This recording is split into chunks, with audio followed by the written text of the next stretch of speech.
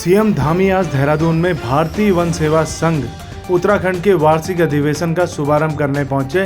वहां उन्होंने क्या कहा, आइए देखते हैं।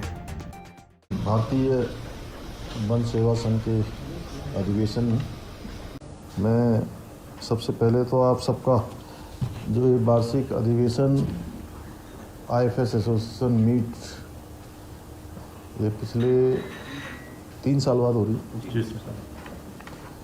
3 वर्ष के पश्चात आयोजित हो रही है। मैं आप सभी को बहुत बधाई देता हूँ। हमारी ठीक है,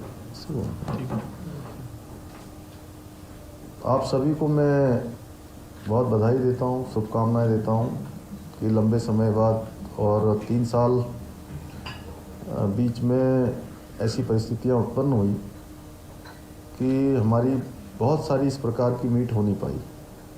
कुछ हम लोगों ने वर्चुअल माध्यम से, कुछ अन्य माध्यमों से, संचार के माध्यमों से उनको किया, लेकिन प्रत्यक्ष रूप से इस प्रकार से लंबे समय बाद होने वाली मीट निश्चित रूप से ये मंथन और ये चिंतन जो आपका लगातार 2 दिनों तक चलेगा, इससे बहुत सारे विषय निकलेंगे। बहुत सारे जिन विषयों का हम सब लोग समाधान चाहते हैं वो समाधान भी यहाँ से मिलेगा। बहुत सारी जो हमारी समस्याएं हैं उन समस्याओं का निवारण भी मिलेगा। पिछले दिनों गत वर्ष 2022 में जहाँ हमने पूरे राज्य का चिंतन शिविर आयोजित किया था मसूरी में, आप सब में से भी कुछ लोगों ने वहाँ भाग लिया था। तो 3 दिनों तक चलने वाले चिंतन शिविर से काफ़ी सारी चीज़ें वहाँ भी निकली थी। और मैं जब पहले दिन चिंतन शिविर में पहुँचा था तो उस समय मुझे लग नहीं रहा था कि जो है चिंतन शिविर में इतनी सारी चीज़ें इतने सकारात्मक तरीके से, और जब बैठक शुरू हुई और बैठक जब समाप्त हुई, दोनों में मैंने बहुत अंतर देखा। जहाँ पहले दिन मैं देख रहा था कि सबके चेहरों पर थोड़ा सा कोई शंका है, कोई शिकन है, कोई किसी प्रकार का संदेह है, एक सकारात्मक जो परिवर्तन मैंने 3 दिन के बाद देखा, तो मुझे लगता है कि इन बैठकों से निश्चित रूप से कहीं ना कहीं हमारा आपस में भी विचारों का आदान प्रदान होता है। और जो हमारे नए अधिकारी हैं और जो वरिष्ठ अधिकारी हैं उनके बीच भी एक आपस में बात करने का, अधिक समय व्यतीत करने का, ये एक बहुत ही अच्छा मैं कहूँगा कि अधिवेशन है। कई बार होता क्या है कि जो हमारे नए अधिकारी जो जिलों में पोस्ट हो जाते हैं वो अपने वरिष्ठ अधिकारियों से मिल भी नहीं पाते। यदा कदा कई अवसरों पर मिलते हैं लेकिन वो बहुत फॉर्मल हो जाता है, जिसके कारण से उन अधिकारियों को अपने ज़िले में कई बार बहुत सारी समस्याओं का सामना करना पड़ता है। बहुत सारी उनकी जिज्ञासाएं होती हैं कि काम को किस तरह से बढ़ाना है, तो वो उस पर भी संकोच कर जाते हैं। लेकिन इस प्रकार की जो हमारी मीटिंग होती है, जो बैठक होती है, उससे जहाँ एक तो परस्पर हम लोगों के आपस में भी जो है एक बॉन्डिंग बनती है, एक दूसरे को समझने का अवसर मिलता है, और जो हमारे नए अधिकारी हैं उन सबको मार्गदर्शन का भी जो है अवसर इस बैठक में मिलता है। तो बहुत सारे विषयों पर आप सब लोग चर्चा करेंगे और निश्चित रूप से जहाँ विकास और पर्यावरण हमारे लिए एक दूसरे के पूरक हैं। अभी मैं सुन रहा था हमारे सिंगल जी को कि आपने बहुत, चूँकि मैं भी विभिन्न अवसरों पर इन बातों को फिर से कह रहा हूँ कि दोनों विषयों के बीच में विकास भी है और पर्यावरण भी है, इकोलॉजी और इकोनॉमी, दोनों के बीच में कैसे समन्वय स्थापित हो। एक हमारे वन विभाग की बहुत बड़ी जिम्मेदारी भी हो जाती है और वन विभाग इसमें प्रमुख भूमिका भी निभा सकता है। साथ ही जो विकास कार्य हैं उनसे जो पर्यावरण की क्षति है उसके निवारण के लिए भी ठोस योजना बनाई जानी चाहिए, क्योंकि हम ऐसे राज्य में रहते हैं जहाँ प्रत्येक वर्ष हम लोगों को बहुत सारी समस्याओं का सामना करना पड़ता है। उसमें से जो हमारी प्रमुख समस्या है वो हमारी आपदा है। हर साल डिजास्टर आता है, हर साल हमको जो है कहीं ना कहीं कोई ना कोई स्थान जरूर होता है।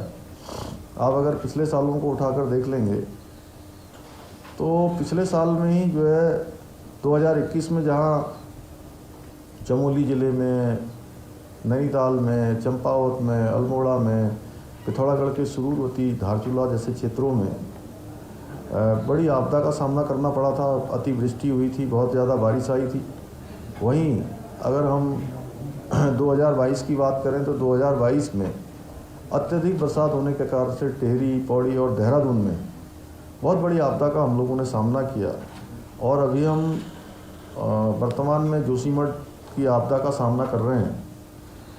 और पिछले साल हमने धारचूला के भी बहुत सारी जगह पर नदी में अधिक पानी आने से, बादल फटने से, वहाँ पर एक एलधारा नामक स्थान है, उस स्थान पर अत्यधिक भूस्खलन होने के कारण से इन समस्याओं का सामना करना पड़ा था। पिछले दिनों हमने केदारनाथ त्रासदी हो, चाहे तपोवन की रैणी की आपदा हो, या आराकोट की आपदा हो, या हमारा बर्मावत पर्वत की आपदा हो, अनेकों आपदाएं, या पहले उसके पहले जाएंगे तो मालपा की आपदा है।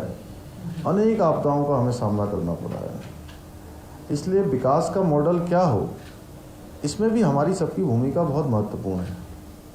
हम सब लोग इसमें कैसे विकास और पर्यावरण संरक्षण दोनों के बीच संतुलन स्थापित कर सकते हैं, और जो इकोलॉजी और इकोनॉमी है उन दोनों में कैसे हम एक संतुलन साध सकते हैं, क्योंकि विकास भी आवश्यक है।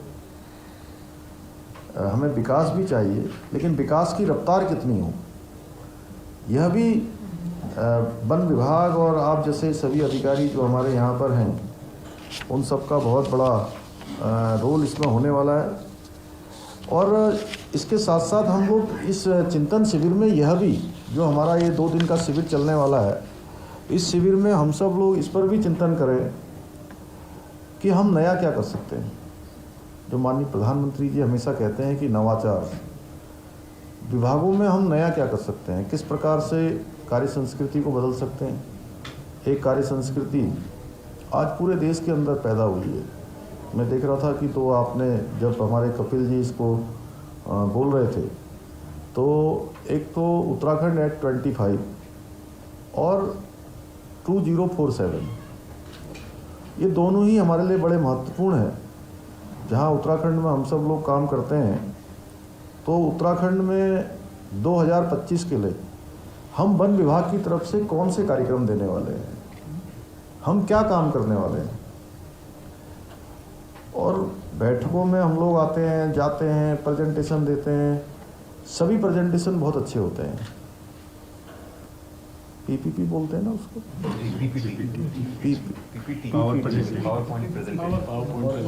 पावर पॉइंट प्रेजेंटेशन, तो वो बहुत अच्छे होते हैं, कोई ख़राब नहीं होता है नीना जी, सारे के सारे अच्छे होते हैं। लेकिन अब उससे आगे जाना है कि काम कैसे होगा। आज हम कहाँ खड़े हैं, हमारा गोल क्या होना चाहिए, हमारा लक्ष्य क्या है, हम क्या अच्छा दे सकते हैं। क्यों बिजूलाल जी, आप वहाँ से हंस रहे हैं? तो यह होना चाहिए कि भाई सीधा सीधा मैं मानता हूँ कि जैसे ठीक है, आप सब लोग अभी जैसे सुबोध जी यहाँ बोल रहे थे, हमारे मंत्री जी, कि 3 जो प्रमुख सेवाएं हैं उसमें से एक प्रमुख सेवा हमारी वन सेवा भी है। तो ये मानिए कि मैं कल हमारे सिंघल साहब कल मिले थे मुझे जी, तो मैंने ये बात इनसे तब भी कही थी। देखिए, आप सब लोगों पर भगवान की बड़ी कृपा है, तभी तो आप इस सेवा में आए हैं। आपकी सेवा में कितने हजार लोग होंगे, सब मिलाया जाए पूरे देश में तो 2700। जो सुना जी कितने होंगे? 2700। और देश की आबादी कितनी है? 1.4 बिलियन, 140 करोड़ ना जी। तो आप अंदाज़ा लगाइए कि भाई उस 2700 में 2700 इंटू 2700 को जो है वो कर दीजिए, क्या नाम हुआ, 1 करोड़ 140 करोड़ से डिवाइड कर दीजिए, कितने बिंदु लगाने पड़ेंगे? तो आप सोचिए कि ये भगवान ने जो है, ये जो आपको ये सेवा दी है, ये किसी आश्चर्य से कम नहीं है। आश्चर्य हैं कि आपको इस सेवा में आने का अवसर मिला है। आपको अच्छी सैलरी मिलती है, अच्छी सुविधा मिलती, सभी को घर भी मिला होगा। मेरे ख्याल से जब तक सेवा में रहेंगे सभी को, आप लोग जितने सभागार में सबके पास गाड़ी भी होगा, क्यों कल्याणी, है ना? तो सभी के पास गाड़ी भी रहेगा ना कपिल जी? और कई बार मैं देखता हूँ, वैसे आप लोगों के यहाँ से ज़्यादा नहीं, मैंने अन्य जगह पर कुछ लोगों को ये बात बोली है, कई बार हम लोग सैकड़ों जोड़ी कपड़े रख लेते हैं अपने पास। छोटी बात है, किसी को शौक भी होता है कपड़े पहनने का,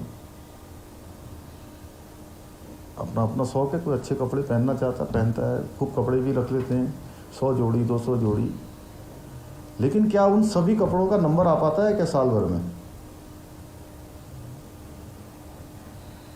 आपके पास भी राव साहब होंगे तो आपके सारे कोट कभी काम नहीं आते होंगे।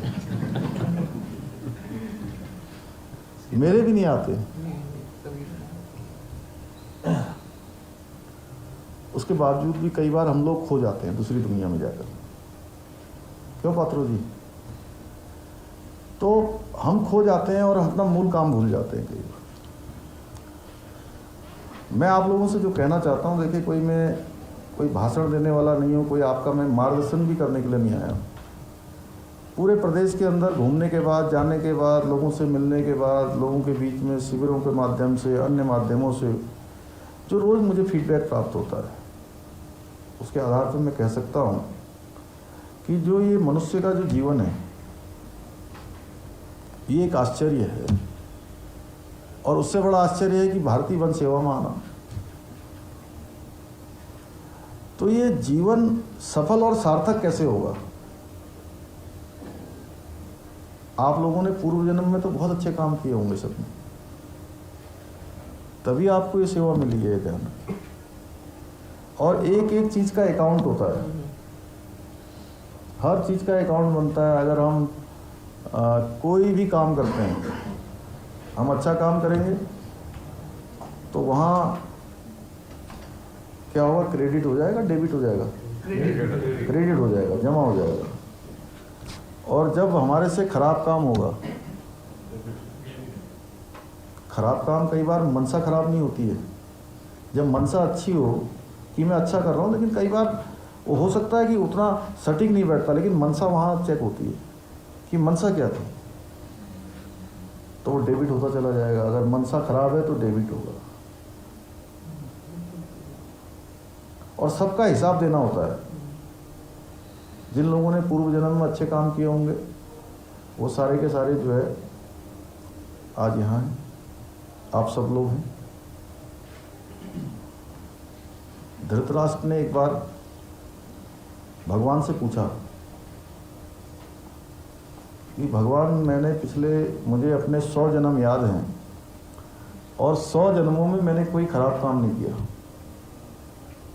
तो मैं अंधा क्यों पैदा हुआ? तो भगवान ने कहा कि तुम्हें 100 जन्म याद है, लेकिन अपना 101वां जन्म तुम भूल गए हो, जिसमें तुमने एक टिड्डे को उठाया था और बबूल के कांटे से उसकी दोनों आंखें फोड़ दी थी। तुम्हें उसका प्रायश्चित करना पड़ रहा है।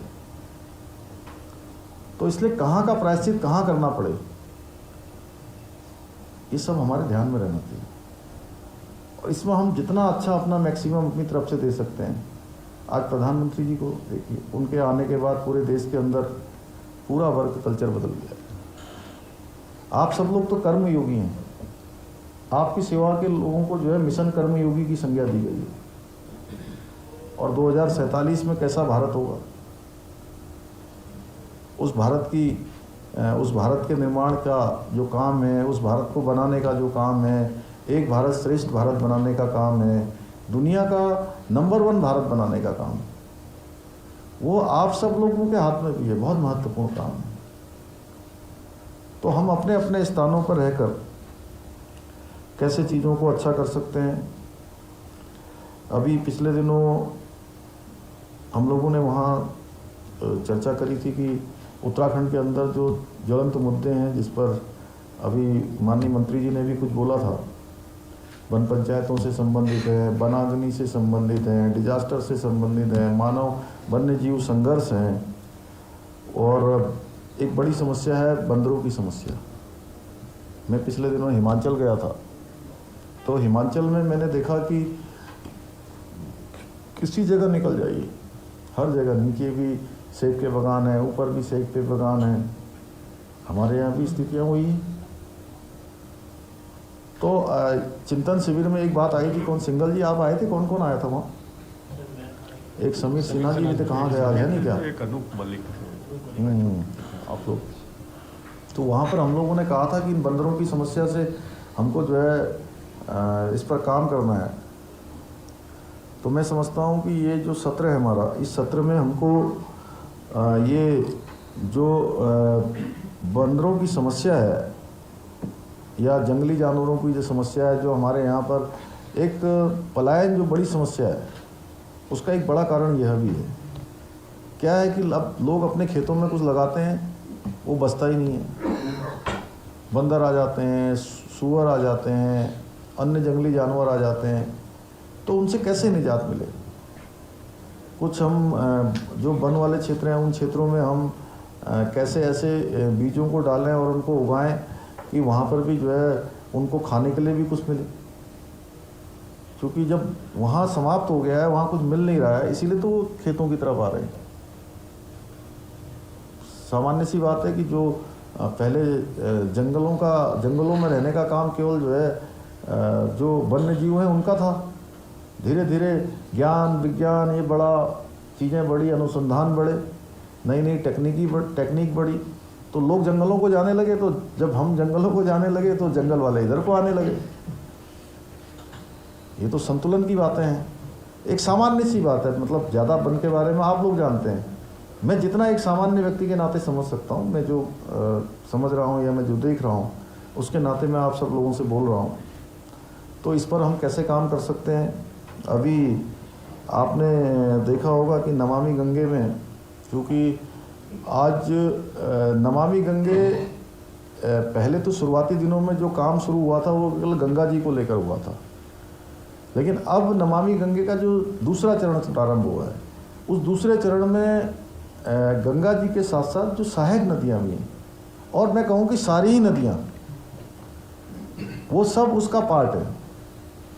और उसमें हमने अभियान लिया है, उसमें वन विभाग की जो है, अन्य जो बॉडीज़ हैं हमारी, अन्य जो काम करने वाले हैं, अर्बन बॉडीज़ हैं, शहरी विकास के हैं, रूरल डेवलपमेंट के हैं, उन सब से मिलकर उस पर भी हम काम कर सकते हैं।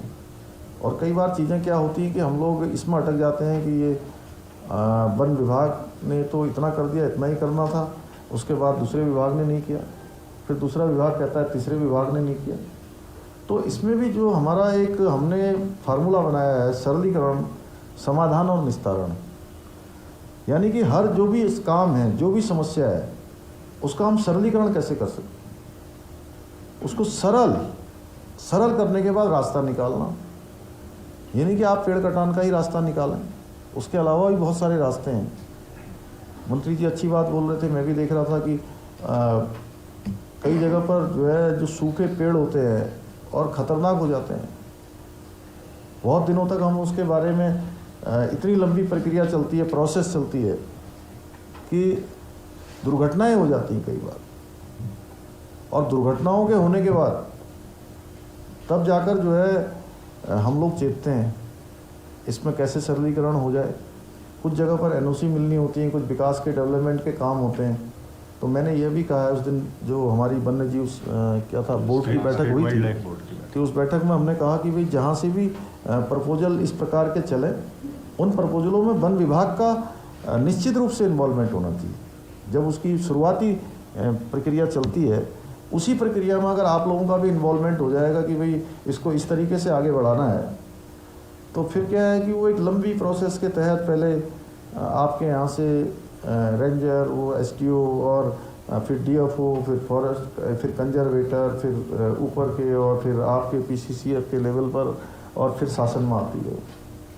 कई प्रक्रियाओं के होते हुए कई महीनों लग जाते हैं, और महीनों के बाद फिर एक जो है यहाँ से क्वेरी लगती है, फिर वो वहीं जाती है वापस, फिर आने में उसको उतना ही टाइम लगता है। तो ऐसे में बहुत सारे जो हमारे काम हैं वो डिले हो जाते हैं, उनको हमको देखना चाहिए। और वन विभाग के अंदर बहुत जगह हमें सूचना मिली है कि अवैध रूप से जो है कुछ धार्मिक स्थल बना दिए हैं, कुछ मज़ारें बन गई हैं, कहीं पर जो दूसरे वाले वो बन गए हैं, और पहले भी ये बात आई है।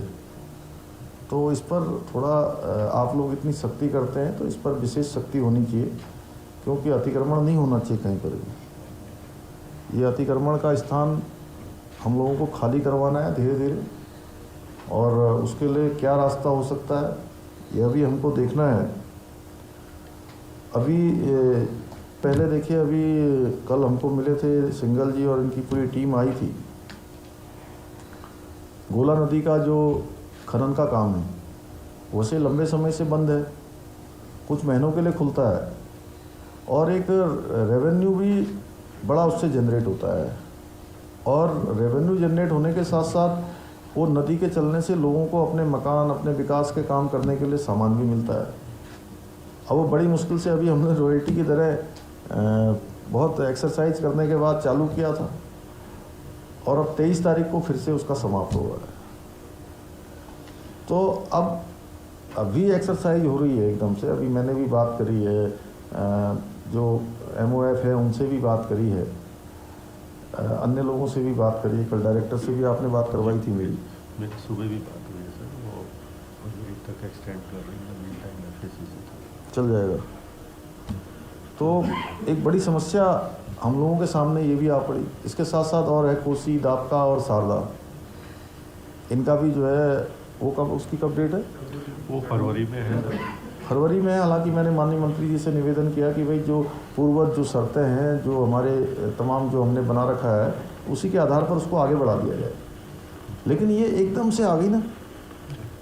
चलिए, आज तो क्या है कि मंत्री जी भी हमारे अनुकूल हैं, हम उनके अनुकूल हैं, राज्य दोनों अनुकूल हैं। कई बार ऐसी स्थिति पैदा हो जाती है कि वहाँ पर ऐसे लोग बैठे होते हैं, अगर वो रोक दें, उनके लिए बहुत छोटी चीज़ होगी, या उनके इतने ध्यान में नहीं होगा कि इसके कारण से 15,000 लोग हमारे जो है रोज़गार से जुड़े हुए हैं, 15,000 लोगों को काम मिलने वाला है। हमारे राज्य को 1,000 करोड़ रुपए का इससे रेवेन्यू प्राप्त होता है। 65,000 करोड़ का कुल हमारा बजट है, उसमें से 20,000 कुल प्राप्तियाँ हमारी राज्य की हैं, 20,000 करोड़। बाकी तो कुछ ADB है, कुछ आपका 90-10 की स्कीमें हैं, कुछ जो है भारत सरकार की हैं, कुछ अन्य सरकारों अन्य जगह की हैं। तो सब मिलाकर एक बड़ा अमाउंट, 1,000 करोड़ बहुत बड़ा अमाउंट है हमारे लिए। उस पर ही हमको जो है अभी मशक्क़त करनी पड़ जाती, संघर्ष करना पड़ जाता। तो ऐसे मामले, इन मामलों को हमें स्वयं जो है पेन लेकर हम कैसे उसको देख सकते हैं, कैसे हमें देखना चाहिए। और अभी पिछले दिनों हमने वन्य जीव बोर्ड में कुछ निर्णय लिए थे कि एक तो जो भी वन्य जीव मानव संघर्ष होगा उसमें जो धनराशि उसकी दी जाती है सहायता के लिए, उनके वो राशि के लिए लोग भटकते रहते हैं, महीनों महीनों भटकते रहते हैं, लेकिन उनको मिलती नहीं है। ये हमने वहाँ मिनट्स में सिंगल जी उस दिन लिख दिया था कि आप 100 मोटो लेकर किसी भी इलाके में हमारे यहाँ पर अगर इस प्रकार की घटना होती है, ये दुर्घटना होती है, तो वन विभाग के लोग स्वयं उनको खोजेंगे और उनको जो मुआवजा होता है, जो सहायता राशि होगी, वो उनके घरों पर देकर आएंगे। कुछ मुआवजे की राशि भी हमने बढ़ाई थी। और आज जंगल हैं, नदियां हैं, जीव जंतु, इसके मामले में हम लोग बहुत धनी राज्य हैं। हमारे यहाँ प्राकृतिक सौंदर्य है, विशिष्ट जैव विविधता है, और हमारी जो संस्कृति है उसके लिए हम लोग पूरे विश्व में प्रसिद्ध हैं। हमारा ये स्थान, हमको भगवान की भी बड़ी कृपा है कि 71% भूभाग हमारा जो है वनों से आच्छादित है। हमारे यहाँ पर 6 राष्ट्रीय उद्यान हैं, 7 वन्य जीव विहार हैं, 2 टाइगर रिजर्व हैं, और ये हमारे लिए एक विशेष आकर्षण का, आने वाले लोगों के लिए विशेष आकर्षण का केंद्र है। उसमें भी हम क्या योगदान दे सकते हैं। और पिछले दिनों हमने यह भी कहा था उसमें कि जो बहुत सारे जो पर्यटन की जो योजनाएं बनती हैं हमारी, उन पर्यटन की योजनाओं में वन विभाग, पर्यटन विभाग मिलकर उन योजनाओं को बढ़ाने का काम करें। अब हमने कहा है कि 2025 तक हम देश के श्रेष्ठ राज्यों में शामिल होंगे। अब बहुत सारे, अभी मुझे खुशी होती है कि हम मुख्यमंत्री कॉन्क्लेव होता है, मुख्यमंत्रियों का जो कार्यक्रम चलता है, उस कार्यक्रम के लिए हम लगातार बैठकें करते हैं। थोड़ा आप लोगों के साथ कम हो पाती है, अन्य विभागों के साथ लगातार हमारी बैठकें चलती हैं। तो उस बैठकों में हम कभी विभागों की समीक्षा करते हैं। तो उन समीक्षाओं में अब बहुत सारे डिपार्टमेंट हैं, जैसे ये हमारा रेवेन्यू डिपार्टमेंट है जिसमें ड्रोन से मैपिंग होती है राजस्व विभाग की, उसमें हम नंबर 1 पर आ गए हैं। आयुष्मान भारत योजना है, उस पर हम नंबर 1 पर आ गए हैं। कुछ काम हमारे जो है बहुत अच्छे चल रहे हैं, कुछ डिपार्टमेंटों में हम आगे जा रहे हैं, नंबर 1 पर हैं, नंबर 1 पर हैं। कृषि क्षेत्र में, मत्स्य के विभाग में, उद्यान के क्षेत्र में जो हमारी वो चलती है। तो उसी प्रकार से हम चाहते हैं कि जो वन विभाग से जुड़े हुए मामले हैं उनमें भी जब मैपिंग हो तो उसमें भी हम नंबर 1 पर आएँ। और वन प्रबंधन की जो गतिविधियां हैं उसमें लोगों को जोड़कर, अब वनाग्नि होती है, पहले के समय में क्या है, इतनी वनाग्नि होती ही नहीं थी। अब वनाग्नि क्यों होती है इतनी? कहीं ऐसा तो नहीं कि जो वनों के आसपास रहने वाले लोग हैं उनको अब ऐसा लगता हो कि हमारा वनों से क्या लेना देना है, आग लग जाएगी हमारे घर में तो नहीं लग रही है। तो उनको कैसे हम अपने साथ सम्मिलित करें, और दूसरा आजीविका के अवसरों का भी सृजन कैसे कर सकते हैं, मनरेगा के लोगों को, वन पंचायत के लोगों को कैसे हम जोड़कर कुछ कर सकते हैं। तो इस दिशा में अगर हम करेंगे तो मैं समझता हूँ कि हमारा बड़ा ये सकारात्मक होगा। और जो माननीय प्रधानमंत्री जी का 2047 अब 2022 से शुरू होकर जो अमृतकाल प्रारंभ हुआ है, इस अमृतकाल में बहुत सारे काम होने हैं। और इसमें हमको जो हमारे वरिष्ठ अधिकारीगण हैं वो जो कल्चर आज बनाकर जा रहे हैं उसी कल्चर को आगे बढ़ना है। और हमारे जो नए अधिकारी आए हैं, युवा अधिकारी आए हैं, उनके कंधों पर तो अगले 25 साल सीधे सीधे हैं कि उन्होंने 25 सालों में अपना योगदान देना है और अपना सर्वस्व उन्होंने लगाना है। क्योंकि देश के अंदर पहली बार हर किसी को लग रहा है कि आप पहले जैसा हमारा देश नहीं रहा। एक समय था, आप लोग खुद कल्पना करिए कि वैश्विक मंचों पर हमारी बात भी पूरी नहीं हो पाती थी, हम अपने हितों में कोई फैसले करवा भी नहीं पाते थे, हमको गंभीरता से लिया भी नहीं जाता था। लेकिन आज हर क्षेत्र में आज भारत को गंभीरता से लिया जा रहा है। भारत सरकार के अनुरोध पर 2023 वर्ष को मिलेट वर्ष के रूप में घोषित किया गया है। हमको भारतवर्ष को जो है G20 की अध्यक्षता मिली है। G20 की अध्यक्षता के रूप में हमको भी जो है उसमें से 2 कार्यक्रम यहाँ मिले हैं, उत्तराखंड के अंदर भी हमको 2 कार्यक्रम मिले हैं। आज डिजिटल ट्रांजैक्शन की बात करें तो एक समय था कि डिजिटल ट्रांजैक्शन की जब बात शुरू हो रही थी देश के अंदर, तो तमाम प्रकार से ये बातें होती थी कि अरे यहाँ कैसे हो पाएगा डिजिटल ट्रांजैक्शन, यहाँ तो स्मार्टफोन नहीं है, यहाँ तो नेट काम नहीं करता है, यहाँ पर कनेक्टिविटी नहीं है। लेकिन इच्छा शक्ति अगर मजबूत हो, इच्छा शक्ति मजबूत हो, संकल्प हो कि कुछ करना है, तो आज दुनिया का 40% डिजिटल ट्रांजैक्शन हमारे देश के अंदर हो रहा है। अभी पिछले दिनों रूस यूक्रेन युद्ध हुआ। उस रूस यूक्रेन युद्ध के समय में जब भारत के हमारे बच्चे वहाँ फंस गए थे, तो उन बच्चों को लाने के लिए जहाँ प्रधानमंत्री मोदी जी ने दोनों ही देश के राष्ट्रपतियों से बात करी और दोनों देशों के राष्ट्रपतियों से बात करने के बाद वहाँ युद्ध विराम हुआ और सब बच्चे जो है भारत के बाहर निकल गए। और इतना ही नहीं, भारत के इस बच्चों के साथ साथ पाकिस्तान के बच्चे वो भी जो है तिरंगा हाथ में लेकर वहाँ से बाहर आए। तो ये नया भारत आज योग को जो है पूरे अंतर्राष्ट्रीय स्तर पर पूरी दुनिया के अंदर पहचान मिल गई है। योग दिवस मनाया जा रहा है। तो ऐसे समय में हम सब लोगों का भी ये कर्तव्य बनता है कि एक नई कार्य संस्कृति हम उत्तराखंड के अंदर पैदा करें, एक नई कार्य संस्कृति। इतना ही नहीं कि हम लोग आपको भगवान की कृपा से, आपके पूर्व जन्म, इस जन्म, माता पिता, आपके कर्मों से, आपकी परिश्रम से ये सेवा में आने का अवसर मिल गया है, तो इस सेवा को कैसे ऐसा बनाएं कि आपका ये जीवन तो सफल हो ही हो, कि इस सेवा में तो आप उत्कृष्ट कार्य करें ही करें, आने वाला समय भी, यानी कि आने वाले जितने जन्म हैं, ज्योत्सना जी मानती तो है ना अगला जन्म होता है। बिल्कुल सर, बहुत बढ़िया लग रहा है सर। हाँ, तो अगला जन्म भी हमारा कैसे सफल हो, सार्थक हो।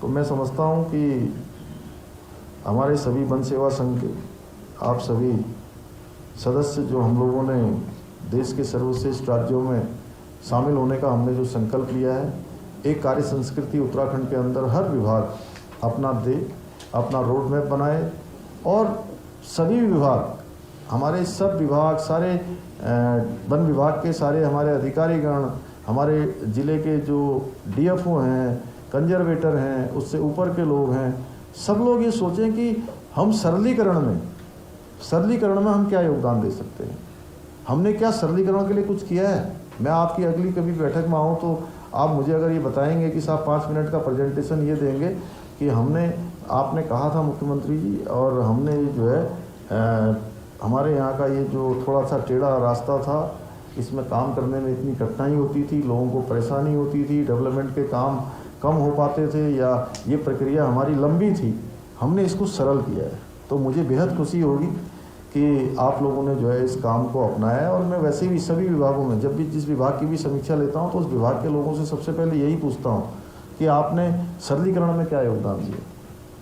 और जो आप लोगों ने इसमें, मैं देख रहा था अभी पहले, मुझे नहीं बताया आपने कि बैठक में आप ये भी लाएंगे, लेकिन अच्छा है आपने 3-4 बिंदु जो कोई पोस्ट के बारे में कह रहे थे, पोस्ट है, और कुछ आपके कैडर में अफसरों की कमी हो रही है, उसको भारत सरकार को भेजना है। जो भी हमारे स्तर से जो भी भेजा जाएगा, मैं चाहता हूँ कि जो है वो जल्दी से जल्दी उसको MOF के स्तर पर भी, वहाँ पर भी निर्णय लिया जाए और उस पर उसका समाधान हो। मैं व्यक्तिगत रूप से भी उस पर बात करके, उनसे अनुरोध करके उस काम को आगे बढ़ाएंगे। तो पुनः आप सभी को कि आप सभी सदस्य, जो हमारा एक स्लोगन है विकल्प रहित संकल्प, यानी कि संकल्प में कोई विकल्प नहीं, क्योंकि अगर संकल्प में विकल्प आ गया तो फिर विकल्प आना ही संकल्प का टूट जाना है। विकल्प का आना ही संकल्प समाप्त हो जाना, रास्ते भटक जाना, मंजिल दूर हो जाना, सपने रूठ जाने, सपने टूट जाने। इसलिए संकल्प में कोई विकल्प नहीं लाना, या मैं आप लोगों की भाषा में कहूँ तो mission has no option. Mission में कोई ऑप्शन नहीं है, और ये जो मिशन हैज़ नो ऑप्शन है, विकल्प रहित संकल्प, इसको उत्तराखंड राज्य को आगे ले जाने के लिए, उत्कृष्ट उत्तराखंड बनाने के लिए अपना आप सभी योगदान देंगे। एक बार पुनः मैं आप सभी के इस अधिवेशन की, इसकी सफलता की बहुत शुभकामनाएं देता हूं, और साथ ही ईश्वर से प्रार्थना करता हूं कि आपका ये जो 2 दिन तक चलने वाला अधिवेशन है, जो मंथन है, जो चिंतन है, इससे अमृत निकलेगा, और जितनी मैंने आपसे अपेक्षा करी है उन सभी अपेक्षाओं को पूरा करने में सार्थक होगा। आप सभी को मैं धन्यवाद देते हुए अपनी वाणी को विराम देता हूँ।